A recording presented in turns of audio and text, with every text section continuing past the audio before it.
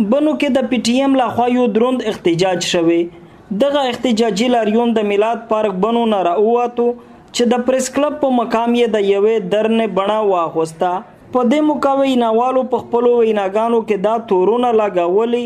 3 ورځې وړاندې د جنیخیل په نصریخیل سیمه کې چې د عملیاتو په مهال باندې کم کورونو ته اور ورچول شوی دی،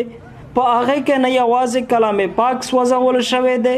بلکې زنانه او ماشومانو باندې ذهني او جسمانی تشدد هم شوی دی. په دې اړه د عوامي نېشنل ګوند بنو صدر عبدالصمد خان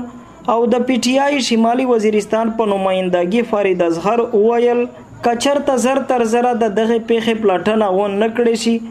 نو دوی به د احتجاجونو لړۍ تر لره لره پورې وغځوي. دا پارین په جانیخیل چې د کیمه د قرآن پاک به حرمتي شو یو د ډېر غیر انساني او ډېر غیر اسلامي واقعیا شو یو دغه خلاف میجر وتلی ایک ټیم پر میجر ارووزی دغه واقعیا خلاف د قرآن مجید په ننګ باندې کو د قرآن مجید په غیرت باندې تر څه پر چې دغه مجرمون چې چا د کور کړه د قرآن شریف فزاوله ده چې دا څه پر قانون منګول د سپرل شوی نه هغه پر میجر د احتجاج دغه سره جاری وي. کچیرته دغه شی و نه درېده امیر به دغه پرامن احتجاجونه جاری وي او خپل مبارزه به ان شاء الله امیر دغه جاری سودي. د ډیسټریکټ بار اسوسییشن بنو پخوانی مشر سکتر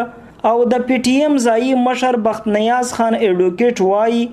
د مذهبي کتابونو د سپکاوي او په زنانو د تشدد کولو اجازت یو قانون هم چاته نه ورکوي. دغه خدای چې د محمد الله نواز هدو پاشا د شی واضحات شو د چې څنګه د قران د اسلامي تعلیمات یا د اسلامي کتاب به حرمتي او کې ته باقاعده تور باندې قانوني سزا ورګري وغه نه بعد چې کیم خواتین آرډیننس ته آشا باقاعده دغه وضاحت شو چې خواتین مې سک تشدد کی ایون چې خپل میړه په خپل شته باندې تشدد کی د خلافه قانوني چارجوي کېدای شي. بلې خواته دا هم ویل کېږي چې سیول او عسکري چارواکیو د دې پیښې نوټس اخیسته دي